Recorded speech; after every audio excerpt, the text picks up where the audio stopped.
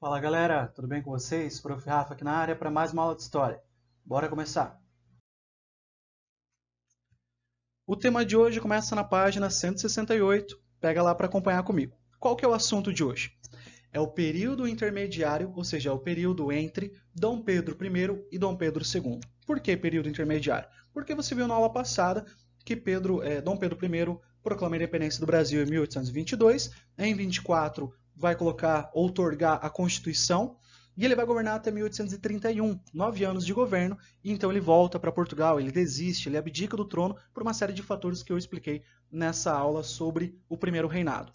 A aula de hoje é para explicar o período entre o Dom Pedro I e o que será o Dom Pedro II. Por quê? Porque quando o Dom Pedro I volta para Portugal, ele deixa o seu filho para assumir. Só que o seu filho tinha apenas 5 anos, Pedro de Alcântara, e só seria coroado imperador, Dom Pedro II, quando ele tivesse 18 anos. Faltariam ali 13 anos para isso acontecer. Quem que vai governar nesse meio tempo? Os regentes. Por isso que nós chamamos de período regencial. O que é um regente? É uma pessoa que vai governar o território em caráter provisório e esperar, então, o momento de Dom Pedro poder virar Dom Pedro II e governar o Brasil. Só que tem um detalhe. A página 168 fala que a elite estava dividida, não tinha um uníssono, e ela estava dividida em 3 grandes grupos. Tinha uma parte da elite que queria que Dom Pedro I voltasse. Outra parte, os liberais moderados, queriam que não tivesse período regencial, mas que tivesse uma monarquia constitucional, ou seja, um rei, um imperador com uma constituição. E também tinha os liberais exaltados, que eram aqueles que queriam uma monarquia, mas federativa. O que era isso? O que você chama de estado, na época chamava de província. E eles queriam que essas províncias virassem federações. Como assim? Tivessem uma certa autonomia do poder central, tivessem uma certa liberdade para se autogerir. Um exemplo, decisão, por exemplo, sobre os impostos, decisão, por exemplo, sobre como que seria a conduta do governo naquela região, como que você iria fazer as suas políticas. Então, tinha uma parte da elite que queria maior liberdade econômica e política.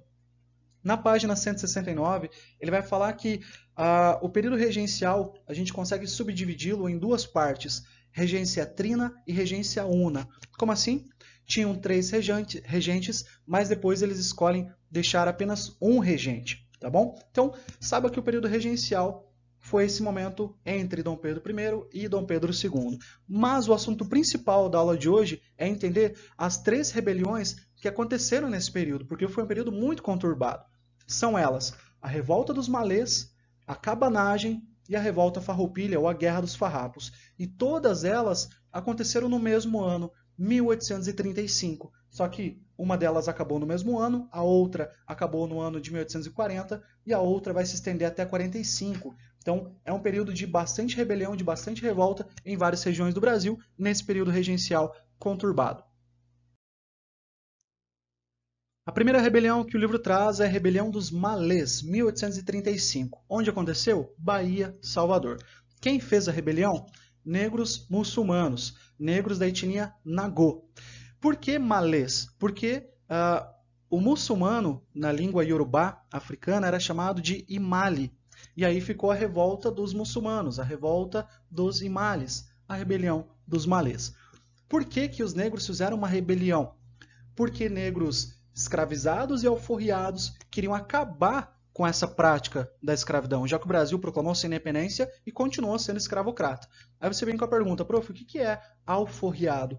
Alforriado foram pessoas negras que conseguiram conquistar a sua liberdade, já que quando você era escravizado, era difícil você ter acesso, né, à libertação, mas alguns escravos que trabalhavam nas cidades, né, escravos urbanos, trabalhavam com algum comércio ali, tinham a possibilidade de acumular algum dinheiro e com esse dinheiro, com esses réis, comprar a sua liberdade. Então, alguns fizeram isso, vão se juntar com escravizados que não tinham a sua libertação e querem fazer uma revolta para acabar com a escravidão. Essa foi a rebelião dos Malês. Outro detalhe é que ela não chegou a acontecer, ela não entrou nas vias de fato. Por quê? Porque ela foi delatada, os revoltosos foram entregues e aí o governo nacional, a Guarda Nacional, vai suprimir esse movimento aí de rebelião. Mais ou menos 600 pessoas participaram contra a escravidão lá em Salvador.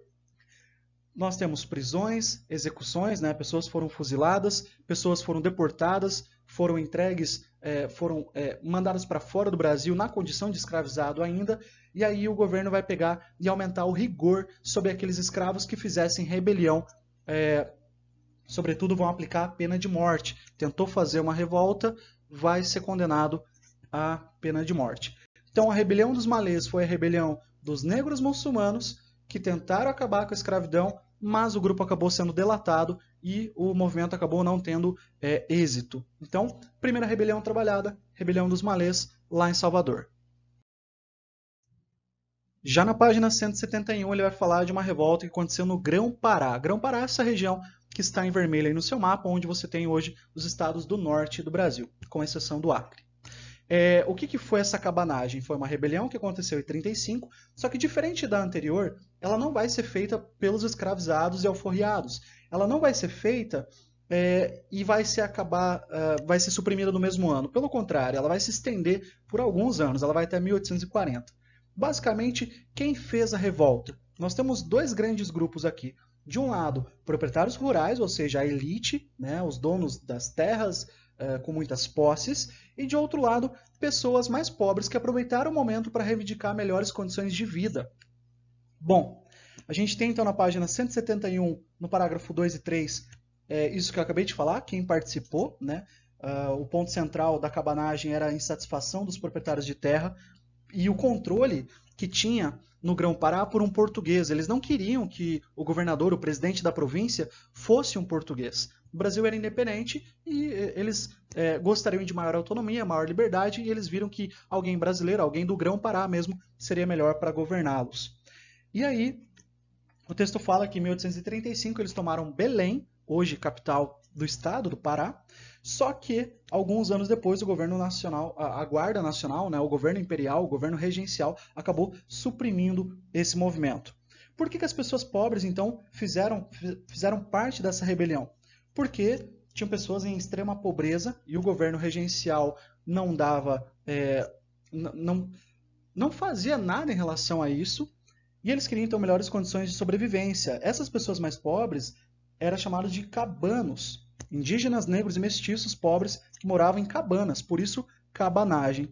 Só que o movimento acabou durando poucos anos e, diferente do anterior, que morreram algumas centenas de pessoas, na cabanagem morreram 30 mil pessoas. Então, pessoal contra o controle de um português, mesmo o Brasil sendo independente, e também contra as péssimas condições de vida, vai ter a rebelião da cabanagem, vai durar até 1840, o governo regencial vai suprimir, 30 mil pessoas vão acabar morrendo, a situação do Grão-Pará não vai mudar muito.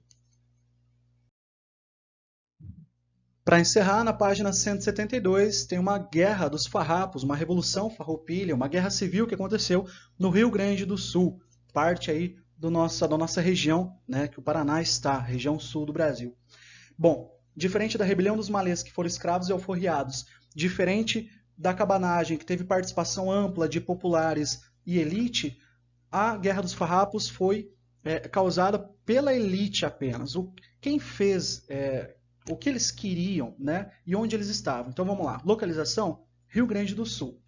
É uma guerra que vai durar 10 anos, de 35 a 45. Quem fez a revolta, quem fez a rebelião contra o governo regencial? Estancieiros gaúchos. Professor, o que é um estancieiro? Estancieiro é um fazendeiro, um criador de gado, e tinha uma estância, né, uma fazenda produtora de gado. E esses estancieiros estavam tendo algumas reivindicações. A primeira delas, eles tinham algumas dívidas por conta dos altos tributos, dos altos impostos. Então eles queriam baixar os impostos sobre um produto que eles utilizavam muito, que era o sal. Esses estancieiros, né, como eles trabalhavam com gado, o principal produto de comércio deles era o charque, a carne seca.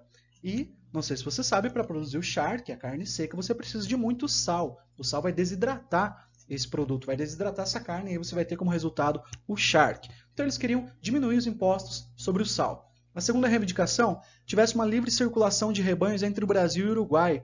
Vamos lembrar que o Uruguai era do Brasil, era a província cisplatina. Então, tinham vários estancieiros que as suas estâncias eram gigantescas e pegavam um pedaço do Brasil e um pedaço do Uruguai. Então, eles não queriam burocracia, eles queriam uma livre circulação de rebanhos entre esses dois países. E até porque Se eles fizessem, eu tenho um charque produzido no Uruguai e trago para o Brasil, talvez eu vou ter que pagar ali uma taxa, não quero isso. Então, eles queriam essa livre circulação. E também queriam que o Brasil aumentasse os impostos sobre os produtos importados, ou seja, as coisas compradas de fora, compradas fora do país, eu quero que aumente os impostos, principalmente do charque. Por quê? Porque senão as pessoas vão começar a comprar de fora e não vão comprar aqui no Brasil. Então eu quero vender no mercado interno. Então o Brasil, o governo regencial, trate de aumentar os impostos sobre os produtos importados.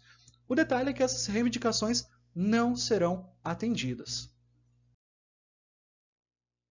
E aí começa o problema, porque os estancieiros liderados por um homem chamado Bento Gonçalves tiram o presidente da província, fazem a deposição dele, a retirada desse governador ou presidente da província, e eles vão declarar o Rio Grande do Sul um país independente, mas não com esse nome, com o nome de República de Piratini. Então, olha só, não atendido às reivindicações, eles tomam o poder do Rio Grande do Sul, se separam do Brasil, assim como a Cisplatina fez, e viram a República de Piratini. Esse movimento vai se estender, vai ir para Santa Catarina, vão proclamar uma república lá também, vão se separar do Brasil. Então, só nessa tacada aí temos duas províncias se separando do governo regencial. Santa Catarina vai virar República Juliana, só que a República Juliana vai durar apenas 4 meses, né? O governo central vai tentar retomar essas áreas e Santa Catarina ele retoma rápido. O problema, a pedra no sapato, foi retomar a República de Piratini, retomar o Rio Grande do Sul. A guerra vai se estender até 1845, uma guerra civil então, e o Brasil regencial não queria soltar essa região, você vai entender o porquê. O governo imperial, o governo regencial manda suas tropas, guerra civil acontecendo, mas em 45 o governo assina a paz com os rebeldes. Por quê, professor? Porque a região tinha uma importância estratégica para o Império. Eles não queriam soltar, perder mais uma região do Sul, assim como aconteceu com a Cisplatina. Então o Brasil, o governo central, ele assina a paz e mais do que isso, não só assina a paz, como atende às reivindicações dos estancieiros. Então, primeiro, perdoa geral, a que a gente chama de anistia. Todos os rebeldes estancieiros, os rebeldes farroupilhas, serão perdoados, não serão condenados à morte, não serão presos, não serão exilados, assim como foi lá na rebelião dos Malês. Segundo, os oficiais, os comandantes das tropas rio-grandenses serão incorporados ao exército brasileiro. Então, vocês que entraram aí numa guerra civil contra o exército brasileiro, vocês serão incorporados ao exército brasileiro. Terceiro, as dívidas que os estancieiros têm serão todas perdoadas. Além de serem perdoadas, o Império vai pagar essas dívidas. E mais do que isso, os estancieiros vão poder então escolher o próprio presidente da província para não ter aquele conflito que teve lá na cabanagem, né, onde um português estava governando. No Rio Grande do Sul eles vão ter o direito de eleger o próprio presidente da província.